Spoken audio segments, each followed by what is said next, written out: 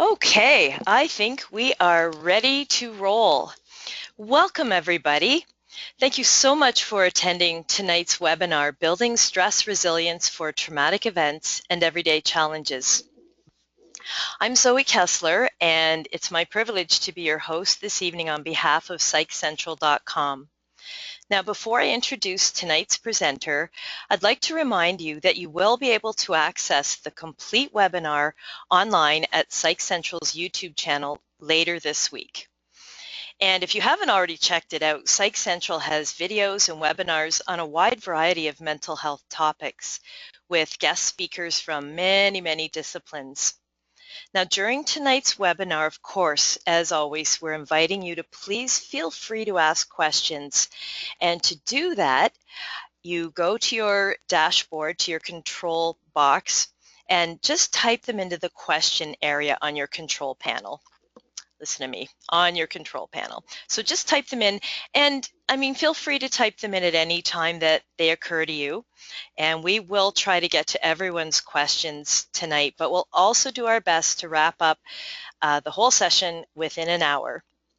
So let me tell you, I am so happy to have tonight's guest, Dr. Suzanne Phillips, back with us tonight. Some of you might not be aware, but Dr. Phillips did a webinar for us called Understanding and Enhancing Sexual Desire in Your Marriage back in 2013. And you know what? I've wanted her back ever since. So please feel free, again, go and check out our previous YouTube videos, webinar videos over at our PsychCentral YouTube channel. And the address for that will appear at the end of this session. So, Suzanne is a licensed psychologist, she's a psychoanalyst, and she's also the adjunct full professor of clinical psychology at LIU Post, New York.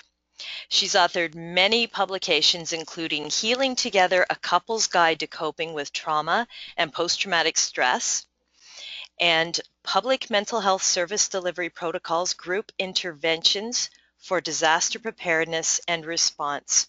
She's also provided services and training nationally and internationally on trauma and disaster.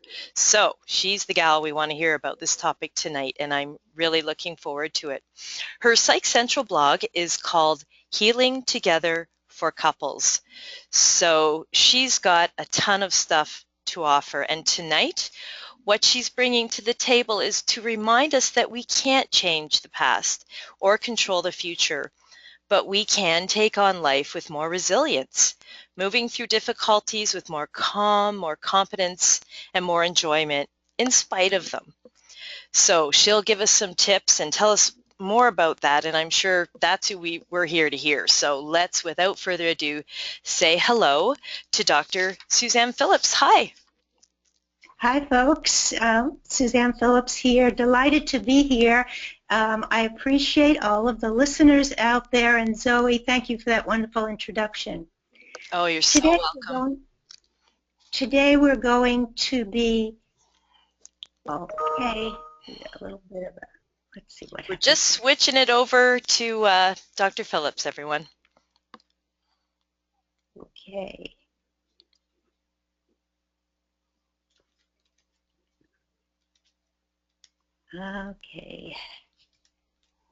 Okay, let's proceed. Zoe, can you make that screen? Can we reduce this screen a bit? I've actually switched it all over to you now. So what you want to do is just find out where I've asked you to take control of the reins and click on yes, and then we'll see your screen. Okay. Let me just... You know, well, you keep going there, Suzanne, and I'm just going to mention to everybody here tonight, I have been to so many webinars, and I've got to tell you, it's the audio, it's the, and I think when we have presenters tonight like Suzanne, she's dealing with stress right now, okay? So I always like to think that, you know, sometimes life imitates art and vice versa, and here we go. See? Wasn't that beautiful? So we're just going to get her PowerPoint up here to the first slide. And Sue, you know what? I'm going to take out my audio and let you take it away.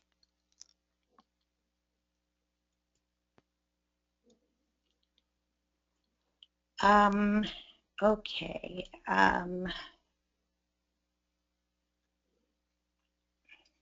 Are you going into your first slide? I'm trying to get the little GoToWebinar session box removed so my folks can see all my slides. Oh, no, we're fine. We're fine. We can't see your GoToWebinar box. We just see your slide. So we're good to go. All right. So let's start with traumatic events. Since we're going to be talking about building stress resilience for traumatic events and everyday challenges, traumatic events are those that cause physical, psychological distress, and these are events that could be illness, a terrorist attack.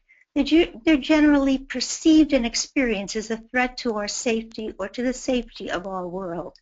Most of us have had some type of traumatic event happen to us or someone we love. Now, I don't think you're human if you haven't had the ongoing stress on a daily basis, whether it's financial strain, workplace bullying, job expectations, traffic, divorce, etc. We face stress and we know that it impacts us physically and psychologically. When I thought about doing this seminar, it was just around the time of the horrific and unspeakable Paris attack, and it occurred to me that against today's landscape, our daily stress is overlapped often with violence and terrorism because they assault the activities of everyday lives. It should never happen in a school. It should never happen at a marathon, at a cafe, at a soccer game, at a concert. But in a sense, that's what's happened. And it's all the more reason why we can go in two directions. We can be in a continual state of fight-flight, a continual fear of the next shoe dropping, or we can actually start to build our resilience so we can live our lives.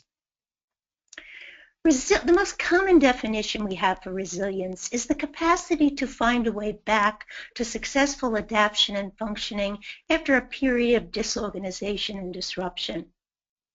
We're often talking, when I intervened in Haiti after the earthquake, they were the first ones who used the expression, well, Haitians are like bamboo. We bend.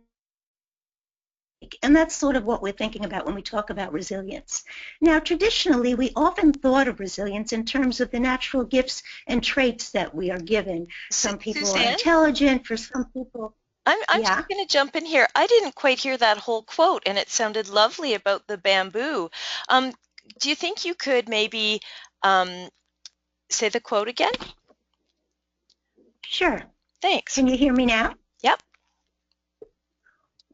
When I intervened after the earthquake in Haiti, it was the first time I had heard anyone use the expression that the Haitians said to me. And they said, you know, Haitians are like bamboo. In the aftermath of something horrific, we bend, but we don't break. And that's pretty much what we want to think about in terms of resilience. Not walking away unscathed, but being able to come back. And we've often thought of it in terms of certain gifts and traits like intelligence, creativity, social connections. Sometimes you'll know about a family that's had very hard times, and one child might use their intelligence, and for another child, it's their physical ability, and for someone else, they've lost themselves or actually taken themselves to a safe place with art or music. Recently, psychological and neurobiological research has told us that we can build and expand on our resilience. According to scientists like Dennis Charnay, and Stephen Southwick, they're the authors of Resilience, The Science of Mastering Life's Greatest Challenges. They're telling us, and we see it through MRI imaging, that resilience is actually tied to brain function. We have the power to change the structure and function of our brains to become more stress resilient. When we face a traumatic event, we go into a fight-flight response because our brain activates this neural pathway of fear. Now, daily worry and stress does the exact same thing to us. Ruminating about the traffic or a negative event actually activates the same pathway of fear that worry about an imminent hurricane can invite. So one of the things we find is that the more we activate the stress response and the neural fear pathways, unfortunately, this becomes our default position. We don't want that, and we find we can change it. We talk about the neuroplasticity of the brain. The brain is moment to moment. We have the power to change brain structure. We can build alternative pathways to help move us out of fight and flight. Now, one of the things that Southwick and Charney found when they used MRI imaging is that when they looked at what seemed like resilient people, and particularly Vietnam POWs, special forces, looking at the special forces, they found these folks didn't stay in fight-flight. If they had a mission, even if it failed, they moved on. They let go, and they noticed they returned to a steady state and were out of the stress response pathway very quickly. That's what we want to be able to do. And so we're going on different strategies because our idea is something to head us into a pathway where we are going to be out of fight-flight and in a position to think, feel better, and function better. We're going to talk about realistic optimism, mindfulness and mastery, narrating and transforming our healing, resetting body rhythms, social connections, bonding with pets, the power of laughter, and spirituality. I should say that those were the factors, and I've added some, that Southwick found that when we looked at civilians who had not only endured but thrived in the after trauma, and they looked at POWs who treated the story, one is just, you're beside yourself to imagine how these young men were able to survive, and the lives and the responses of the special forces, those were some of the very factors that they used. Let's talk about is realistic optimism.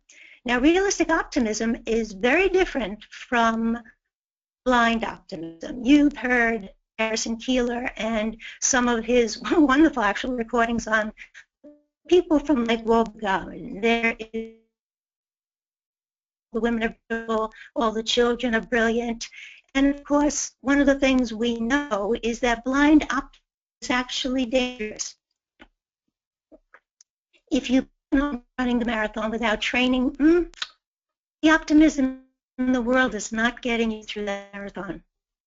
And for some people, at certain points in their life, they feel like they're running a marathon. So let's talk about realistic optimism. It doesn't overlook negative factors. It reappraises, and it works to find a way. Realistic optimism is the fuel of resilience. Now, Barbara Fredrickson is about positivity, and she suggests that positivity, the use of positive steps that broaden and take us to the negative response to the positive. And what she means is this: in the face of danger, we very appropriately become very constricted in our focus. Our breathing becomes very rapid. We're working the way we are supposed to work to survive. Narrow, constricted focus whole. So what she's saying is that if we really think and work on broadening and building, we are going to be able to access realistic and many of these other strategies. I want to give you an example of this. Recently, I had dinner with a young woman who, for 6 years, was undiagnosed with Lyme disease. And when I was young, it was for dinner. She comes from the West Coast. She was with her mother, and every 3 weeks, she comes to New York to Suzanne? just started college. I just have Yes. to jump in again. I'm sorry. Mhm. We're having some audio problems on our end, and it sounds almost like some keys are being pushed, like almost on a keyboard. I'm not quite sure why. It's like a bouncy little No, sound. Can you see anything on your end? Because I'm enjoying your I'm not. presentation. I'm not sure what's. Hello? Yeah, I'm not. Hello. I'm not Yep. touching the keys. Okay. Okay. Okay. You can hear me? It's really going in and out, and it does sound like there's like a tone or something, like a key or okay. If you go into your little dashboard and click on the audio, how is that? I'm going to ask everyone to be patient because I know we want to hear everything that Dr. Phillips is saying. Um, so how does it look when you speak on the little microphone thing there? Do you know what I mean? Um, it looks green. It looks green the way we Okay. had planned it. Okay. Well, I'm not really sure what it Um, is. Sorry about that, I will say folks. this, that for a number of the radio shows, it sounds sometimes like that, but it's come through okay. That's about the best I can say. Oh, okay, because some of the folks on the other end listening in are hearing the same thing I'm hearing, which is like a little ping. And Mm, you think it's coming from the PowerPoint presentation? I don't know. I don't hear anything pinging on this end. Okay. All right. Well, we're going to soldier on, so to speak, because we're getting most of it, right, guys? Okay. So let's keep going. Okay, this young lady goes to school with an IB, and she will for the next 2 years. And what I was so struck with in terms of her positive reappraisal is she doesn't think of it as leaving the other college friends and coming away from that setting to New York for medical intervention. She thinks about it as what will we do in New York this time that's interesting and is something we never would have had an opportunity to do. So they've been everywhere, from polo matches to Broadway shows, and in fact, she's really reframed that experience for herself. Often people use problem-focused coping, and I'll use her mother in this example. She can't guarantee that her daughter is going to be okay. This young woman's already been to the emergency room many times in her first semester, but she does know that she needs to get her here to take care of this medical situation, and that's her focus. The third piece is something you probably have all experienced, because if you've ever had anyone in a hospital or in any kind of rehab, you know that after a while, eating a cheeseburger for the first time becomes an event. And that's the kind of thing we're talking about when we say build and broaden with the moments and the situations you have. This comes from intervention after the Chinese earthquake. And I had a young psychologist. I was supporting her online, and she was actually in the province where she grew up. And she was there when they were pulling people out of the rubble. And in one case, she wrote to me that at one point they pulled rubble away and found a young girl. And as they pulled the rubble off, the first thing this little girl said is, "Look at the moon." And I took it as such a sign of resilience and talk about reappraisal and the ability to see beyond the immediate trauma. Now, we hear a lot about mindfulness, and we find more and more with research that it plays and can play a very big part in reducing stress, in helping with depression, anxiety. Many people wonder what it is. Mindfulness is basically being present to what you're doing. It involves noticing your own emotions and physiological reactions. It's about bringing our attention back to the present moment and not getting carried away with our thoughts. When Elijah Goldstein, who's one of our bloggers, talks about this in his wonderful book, what he says is that the ability to grab the moment and realize I'm starting to get negative, I'm calling myself a loser, worry about children. To catch that moment and not get carried away with it is a form of mindfulness. What we see is that we can train our attention.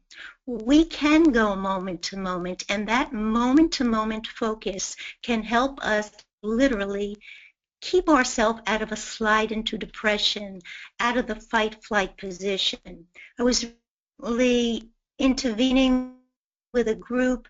It was survivors of suicide loss, and the group that I was with, the 25 people in the room had all lost a sibling. 23 were brothers, and they were working very hard, and they were really pretty amazing people.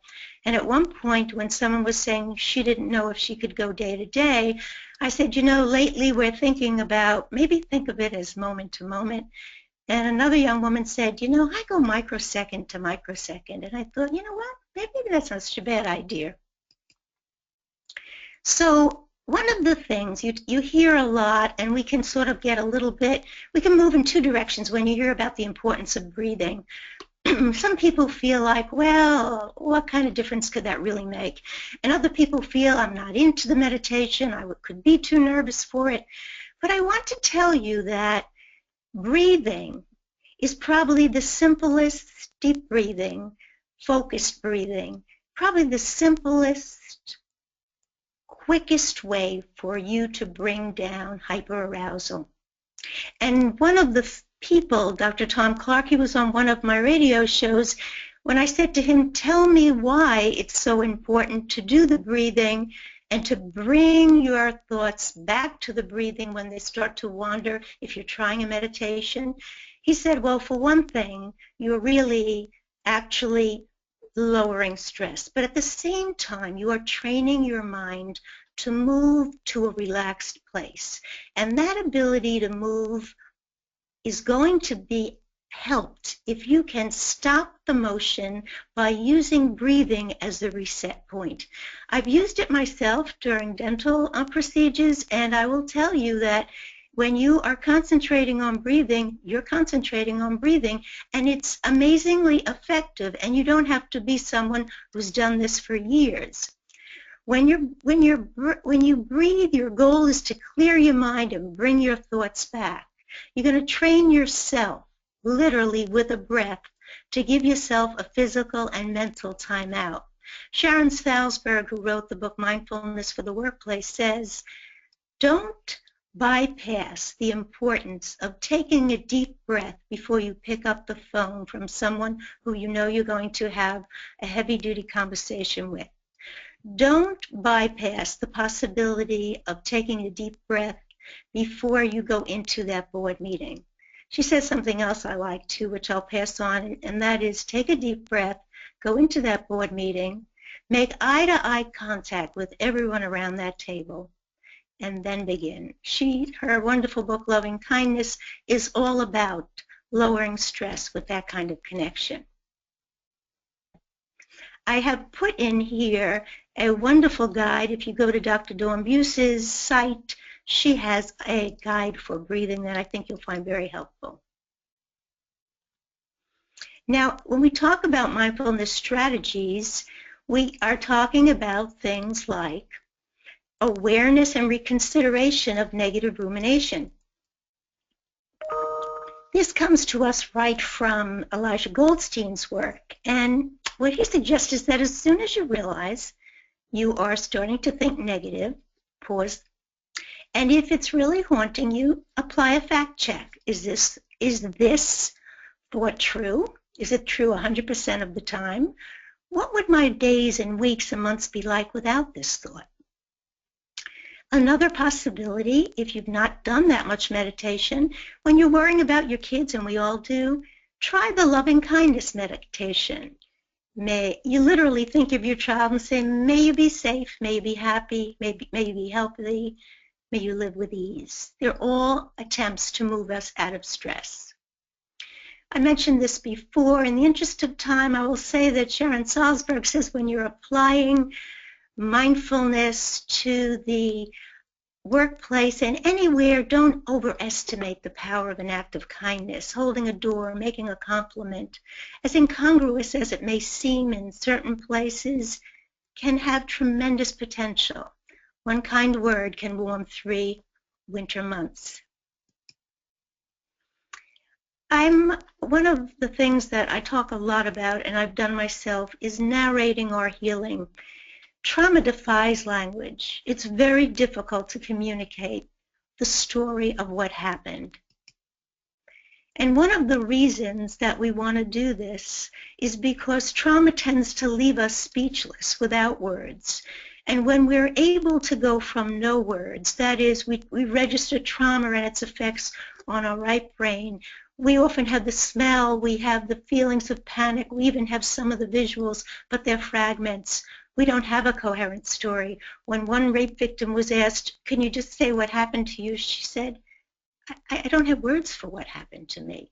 So when we think about healing and we think about resiliency, one step is to narrate our healing. We talk about if we demand that people are silent or we never find a way to put words to our story, trauma outs itself. It somehow becomes a symptom. It reveals itself in the next generation. So one of the things we want to think about is finding the words to what happened. And I'll tell you that feeling safe and connected with others is a great enhancement, because if you feel you're going to be heard empathically, you will risk telling your story in bits and pieces, and eventually you'll have a voice.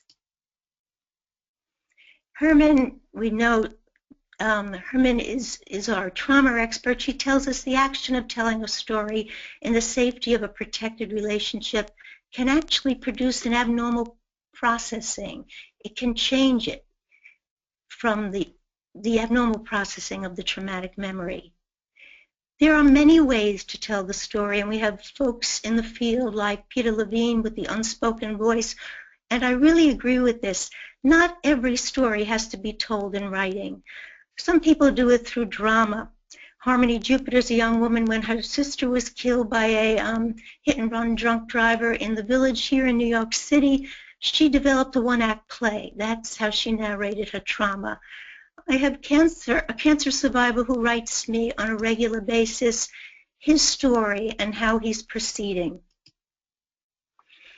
At one point, it became very clear to me after 9/11 and then on with some of the other events, the hurricanes, the military return, that even tattoos were a way of telling the story. What's interesting is that everywhere I went, I began to ask people what the story of their tattoo was. I was in a hair salon and someone was shampooing my hair and she said, "Well, what blog are you writing or what show are you doing?" And I said, "I'm actually thinking about doing something on tattoos and having healing potential." And she stopped and showed me her wrist and said, "That name is my brother. I lost him to suicide." And I will tell you, on and on, people told me their stories, from one young man who had only the good die young. He had lost friends in Iraq. So I started to think of how important the healing potential of even a tattoo can be. Now, one of the things we say, and if you were to come to me in the aftermath of a trauma, and I do a lot of trauma work, I'd probably say, are you sleeping, are you eating, and how do you reduce stress? And one of the things that we find is if we can invite people to focus on their body rhythms, again, we can start to really reinstate a sense of physical safety, and with that comes emotional safety. Now, hand in hand with this, the things we talked about, mindfulness can be used to help sleep. Anything but an electronic device does well with sleeping. Exercise that we're going to talk about is remarkably good for sleeping. Cooking for yourself and someone else, using stress reduction like systematic relaxation, the deep breathing we spoke about, all play a part in resetting body rhythms. Sometimes people say to me, how do any of us go on with such uncertainty? And one of the things we know is that personal rituals are anchors of connection and certainty in an uncertain world. That is, as simplistic as it may seem, reading your newspaper, walking your dog, doing things on a daily basis that remind you that this is who you are and this is what you love, become anchors in the face of uncertainty. The other thing, of course, we do is we know that we can't ignore our bodies, and so the reason exercise is so important is that we're often working from the body out. Now, people say, everybody says it's wonderful to exercise, but what if you are too anxious or too depressed to exercise? Well, I say let's broaden the frame and context on exercise. Vacuum to music. Find folks who want to walk with you. Give yourself permission to start and stop. Garden. Anything you do that helps you move, takes you outside, is going to be valuable. Now, in the interest of time, I'm going to tell you that I was planning, and I'm not so sure I can do it at this point, but I was planning on letting you hear a little bit of music.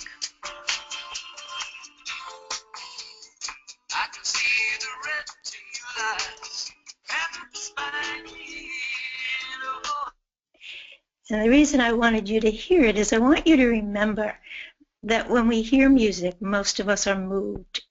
It's transformative in some way. And here's a quote, and when I hear music, I feel no danger, I don't feel invulnerable, I see no foe. This is the feeling that people have with music. Music is what feelings sound like. Music empowers us.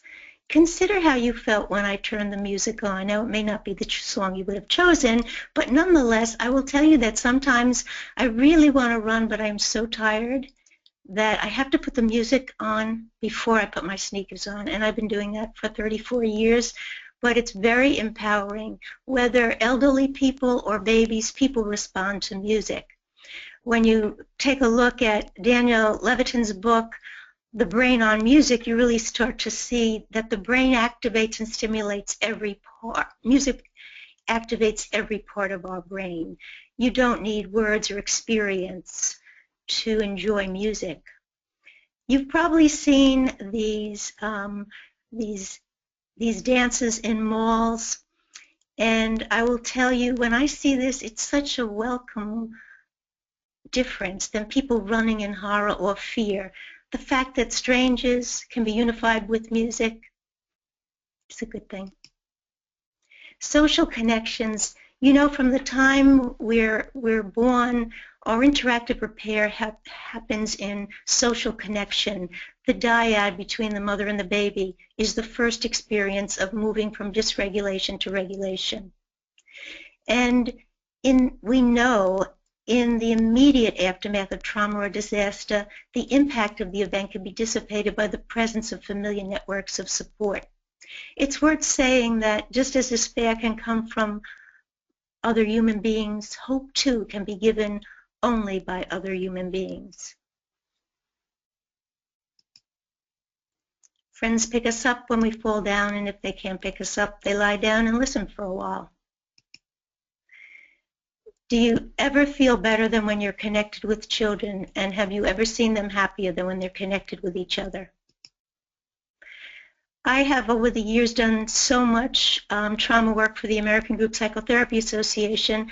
I will tell you, if you look down the list, that it amazes me every time, whether they are folks who faced an earthquake, have lost someone to suicide, or have just lost young fathers in 9/11, the power of a group to bear witness, validate, normalize, and help people connect is really remarkable.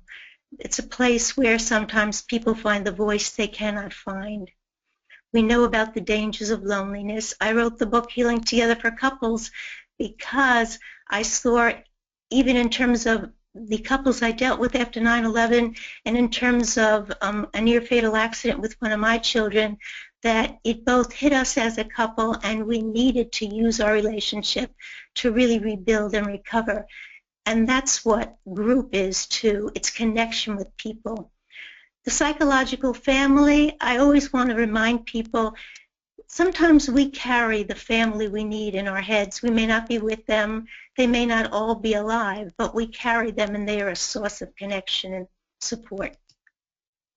I don't have to mention how much people love their pets. Their touch is emotionally and neurophysiologically beneficial.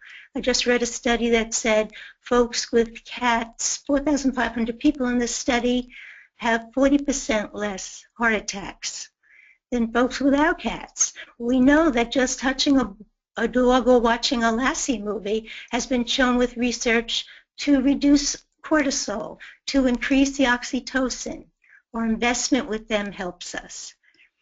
I did a lot of work on pets, so you'll see everyone says no dogs on the beds. I would say that that's not exactly true. These folks had quite a few pets. Cats do their own thing. People adore them.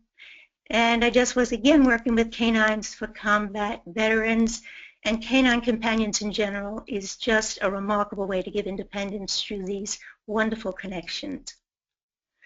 And then, of course, where would we be without laughter? In this Native American quote, it says, the old ones say that the greatest healing powers in our life involves our ability to laugh. We've associated laughter with reduction of stress, anxiety, improvement of mood. Everyone loves the Jimmy Buffett quote, if we couldn't laugh, we would all go insane, which is probably true.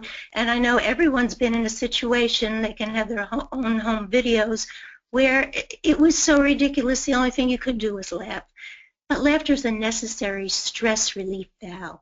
It fuels intimacy, lowers stress. I say to people, when a couple comes in, do you laugh together? If a family, if a classroom, if folks in a church are not laughing, something good's not happening. I take one day at a time, but sometimes several days attack me at once. I don't have to read it, you got it. I like this one, stress spelled backwards is desserts. This is a good reframing. We must be good parents, all the kids hate us. Spirituality, that which is spiritual is generally thought of what transcends ordinary limits of time and space. There's not a time in intervening after trauma where spirituality doesn't become a resource and a resilience builder for people. People come together in church communities. I think that we reach for spirituality when life has become so unspeakable and so difficult to understand that we need to find something to make meaning. And I think that's where people reach for spirituality. And it doesn't have to be conventional religion. It's a sense that they're not alone. It's a sense that when you feel helpless and you can't do anything else, that you might be able to pray. People pray in different ways. I've had people in groups argue. One woman said, I prayed for my husband to be spared on 9/11. That's it, I'm angry at God. Someone else said, I don't think of prayer that way. I think of prayer as soothing, as being with someone or something that can make me feel better. So you see that many people turn to spirituality, and maybe the slip is despair and suicide really shows in some ways a desperate inability to find someone or something to connect with. I've written and I've done workshops on finding God in unsafe places. And to me, I think that what spirituality does is actually the recovery steps that Judith Herman gives us. Because if someone's spiritual and some research and the studies on POW showed us that there was a safety in them feeling not alone, God with me. Remember and mourn other military that they lost because they felt they were in a good place. And they were able to connect with each other around the belief that somehow we're going to manage, and prayer is one of the answers to the unthinkable.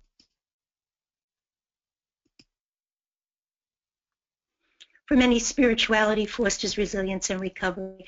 I like this quote, have courage for the great sorrows and patience for the small one. And when you've laboriously accomplished your daily tasks, go to sleep in peace. Victor Hugo tells us God is awake.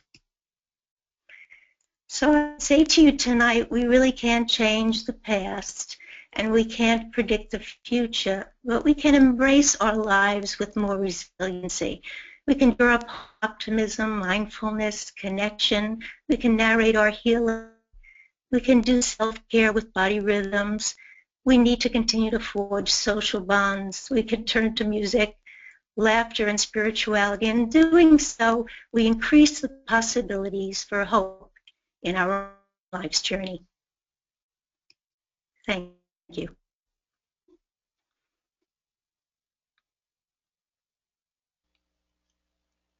Hi. Okay, I'm still here. Thank you so much. Can you hear me, Suzanne? Well, yes, I can. Thanks. Yes. Okay, that's great. Now I'm just going to switch the screen back to me. And thank you so much for the presentation. And I have to say that in the middle there, it was much clearer. I don't know what the audio thing was, but we certainly, I know that we got the gist of it, and the audio became clearer. And we do have, I will let you know, we do have attendees from around the world tonight, so I'm so glad everybody's here.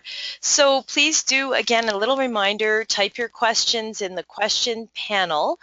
And Suzanne, that was a lot to unpack, and for myself personally, I want to say that I really enjoyed what you were talking about music. Music has become a real focus for stress reduction, and it sort of reminded me of a drumming therapy protocol that I used to do myself for quite a few years, based on non-verbally sharing very intense and powerful emotions. And my instructor went to war zones and used community drumming to do some amazing stress reduction and healing work in the communities. And they have actually done double-blind studies that show that the protocol called Health Rhythms actually reduces the stress response on a genomic level. So it's pretty powerful stuff. So I wanted to say I'm so glad you talked about that. Now, there were a couple. Zoe, I just wanted to add, I wonder if people can relate to this. I've spent perhaps more time than many in nursing homes and rehab centers with some of the seniors in the family, and it would startle me that as you get to know all the residents, someone who was uncommunicative, very sad, very depressed, when the man who came impersonating Sinatra showed up, everybody would hear it. And everyone knew every word, Zoe.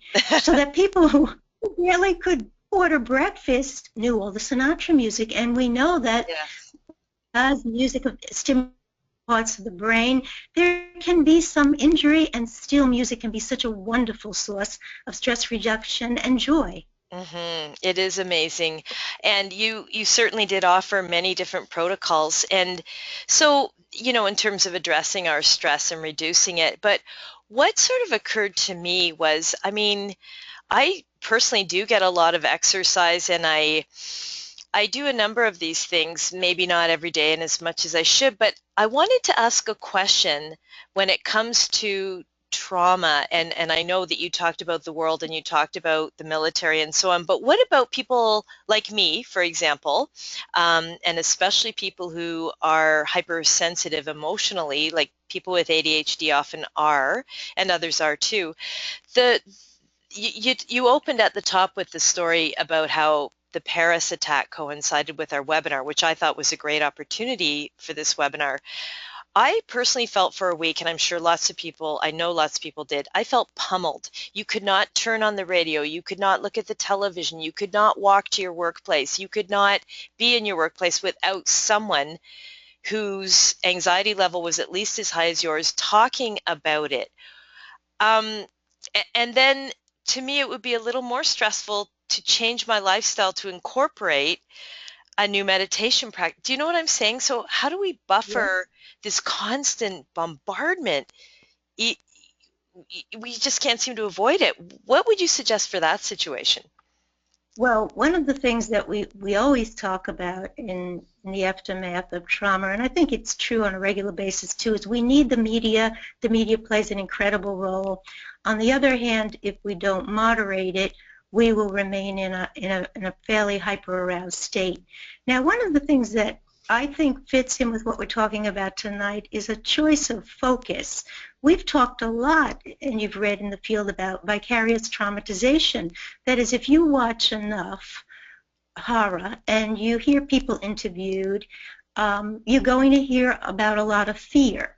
But at the same time, I couldn't help but really feel moved by stories about Parisians who were saying, we will go on with our life, we will go on with our holidays. They were so delighted that people used Twitters with hashtags that said, we are with Paris, God bless Paris. And so I think that where we put our focus might be important. A new concept called vicarious resilience was described in one journal, and it was the notion of seeing and taking a look at how people actually cope in the face of the unthinkable, because you can put your focus and be on the fear, or you could consider actually being inspired by the resilience of some folks. There is no getting around the fact that our fear was all heightened. But I think I would have said, Zoe, what do you do that reduces your stress on a daily basis? Because I think we forget that small is big. Mm. And sometimes reinstating an extra walk with your dog, and sometimes putting music on. I put music on in every room I was in that weekend, so that turn the volume up, so to speak, on those little things you do, because they're not little. As Elijah Goldstein would say with mindfulness, we're talking about grabbing a moment and redirecting it. Okay. So redirecting our attention, or what we're focusing on, I guess. Mm-hmm. Okay. All right. Well, okay, that makes sense. And I know that when I was sort of having lunch with coworkers and they were being more stressed out, and anyway, I actually removed myself from the conversation at one point, and it was sort of a toss-up between, do I stigmatize myself and cause waves that way? But I just honestly, I couldn't take the conversation anymore, and I physically had to remove myself, which seemed a bit drastic, but I did what I had to do. I did what I had to do.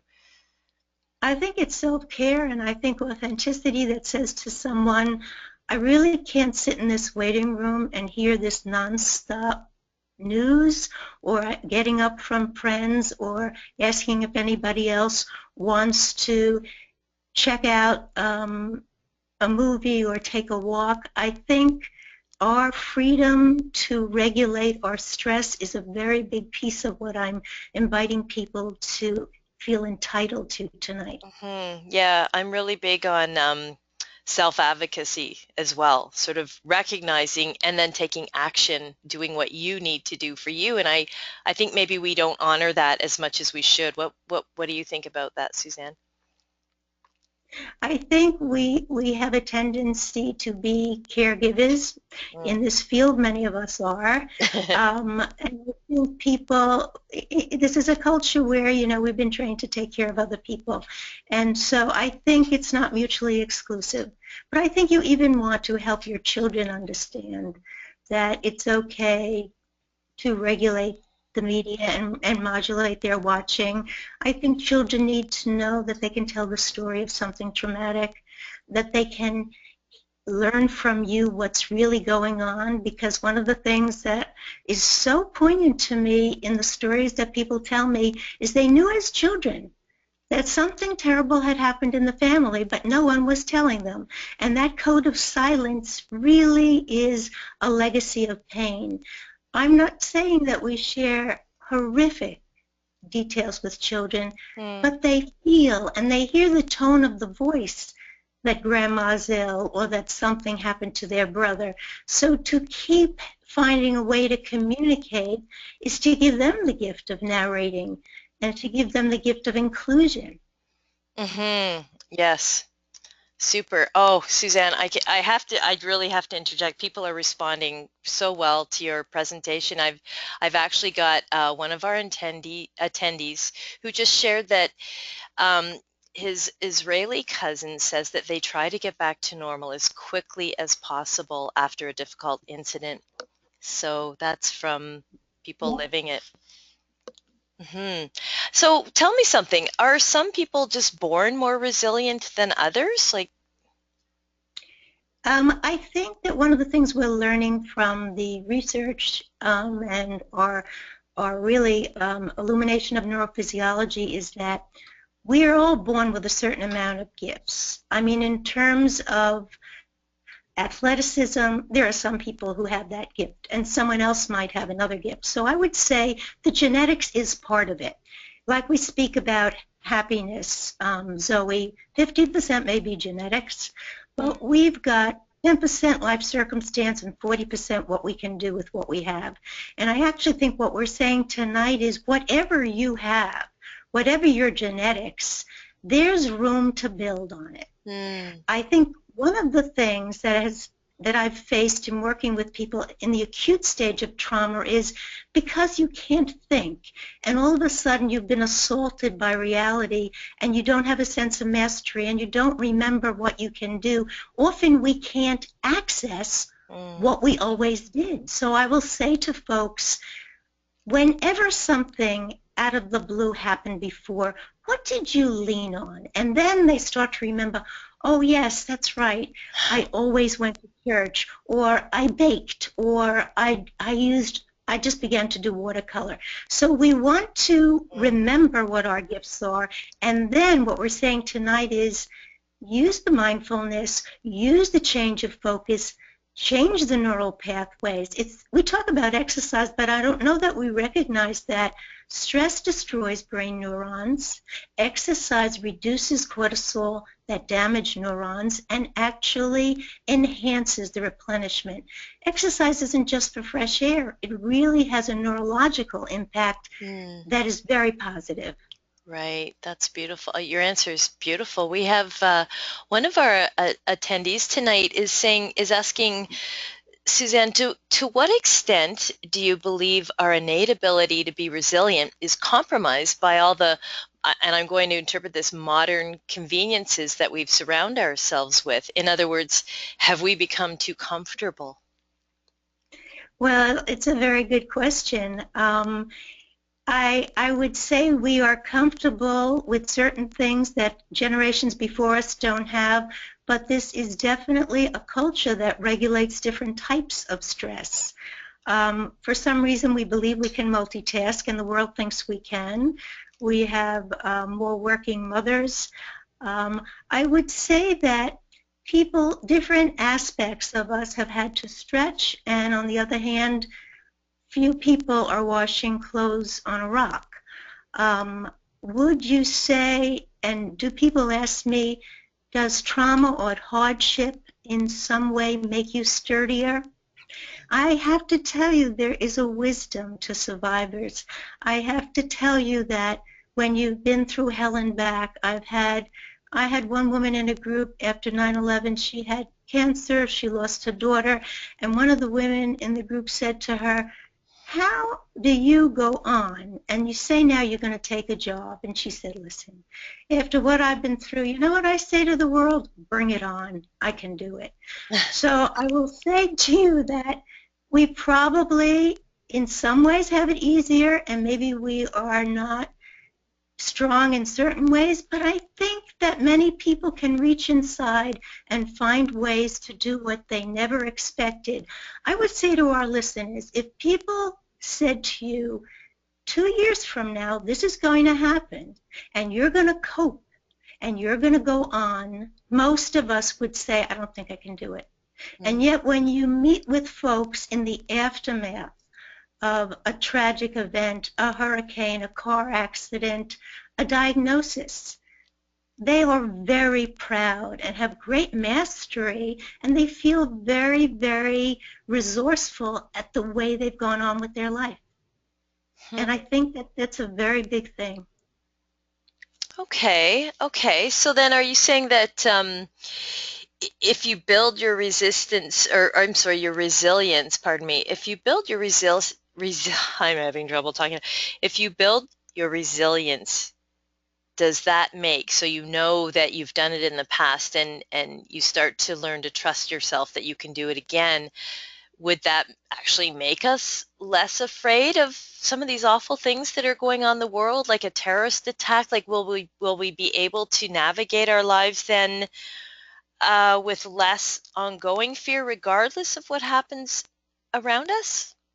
Yes, I would say that if you've developed a way, as our listener with the Israeli relative said, if you've developed a way to actually switch the focus from, oh my God, what could happen today, to today I'm going to meet my friend, I'm going to text my children, and I'm going to present this brief at the office, you're actually going to be more resilient, because there is no rule that says worry prepares us for disaster or everyday challenge or trauma. Worry depletes us.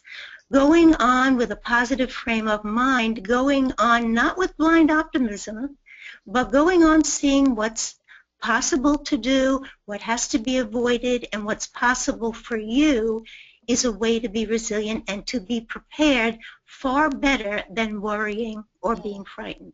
Right. Okay. Okay. So can we just really briefly then summarize how, and you know what, I say this to other people and I try to remind myself all the time, how does worry deplete us? Bullet form. It makes us less physically well. Is that right? Well, it puts us in the fight-flight position. Mm, So now we have stress hormones going on. There's a good chance that we are going to not go out, and so we're not going to do the social connections.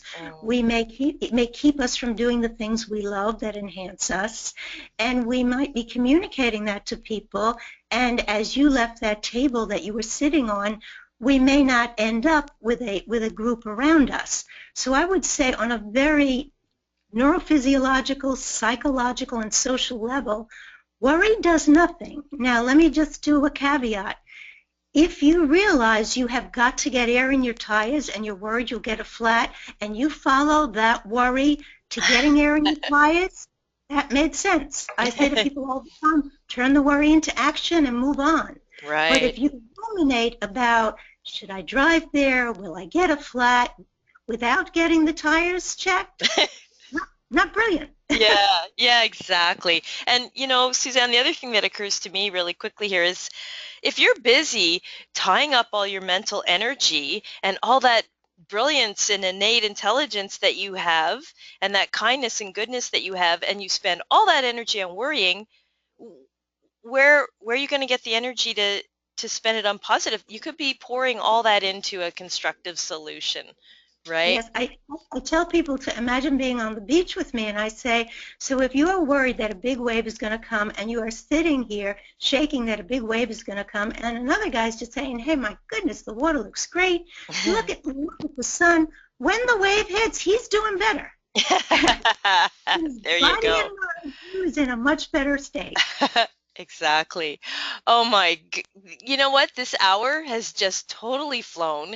I'm going to have to start wrapping it up, believe it or not. Let me make sure I've got everybody's questions covered here. I wanted to mention as well that we've had some lovely comments, Suzanne, I'll pass on to you, that it's been a beautiful presentation and moving, and people are tearing up and just really wanting to thank you, as I will too in a minute. So I just wanted to let you know that.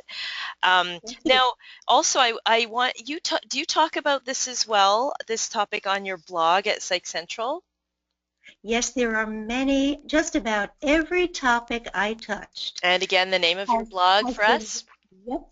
It's Healing Together for Couples on PsychCentral. There's over 250 blogs, and just about every single topic I touched tonight has a blog written about it. Just go right on, okay. And I hope you enjoy them. Okay, yeah, and if you want to go to the blog, please do go to Suzanne's actual blog and then put in the keywords for trauma and resilience, and the associated posts should come up. Great. Okay, I wanted to remind everyone. And you have some radio shows too. Can we give people a little bit of information about where they can find you on your radio shows too? Yes. This show, my original show is Psych Up on Casozo Radio. I have archived 73 shows there, which range from so many wonderful colleagues came on with me, from depression to how to raise a 20-year-old and on and on. Okay, and what's the website address for that one? That one is, I think the best thing to do would be just put my name in Google, my name and Casozo Radio, and you'll come right to that site. Beautiful. Okay. But the new show I want to mention is Psych Up Live, and that's on the Variety Channel of Voice America, and that's www.voiceamerica.com/show 2506/Psych Up Live. This week the show will be on depression during the holidays. Listen at Christmas. We're going to replay the Canine Companion show, The Gift of Independence. The guests have just been wonderful. The whole point of the shows is to translate what myself and my colleagues have learned and worked with and had the opportunity to find out in our journeys with people and to pass it on to other people. Oh, so that's I welcome great. you to join me. Oh, good stuff. Okay, that is great. So many resources that you're giving us. What a wonderful thing. So thank you so much. Dr. Suzanne Phillips has been our guest presenter tonight, and there's just so much more of her that we need to access at our different channels. So let's see. Thank you, everyone who attended tonight, and also to those of you who are listening to the replay. And I will remind you that the replay of tonight's webinar is going to be posted at the address that you see on your screen right now for our YouTube channel. So check that out. Check out Dr. Phillips' previous webinar with us as well. And so again, thanks to everyone, and especially a very special and warm thank you to Suzanne. Thank you so much. Thank you so much, Zoe. It's been a pleasure. PsychCentral, I feel very grateful to PsychCentral for all they do for so many folks, and to have the opportunity to blog with them. And for all of you in all the different countries out there, remember to harness and embrace your resilience. Go forward, enjoy your life. And hopefully we can get you back before another 2 years passes to help us do that. All right, so on behalf of PsychCentral.com and me, Zoë Kessler, thank you so much once again for joining us, and good night. Good night.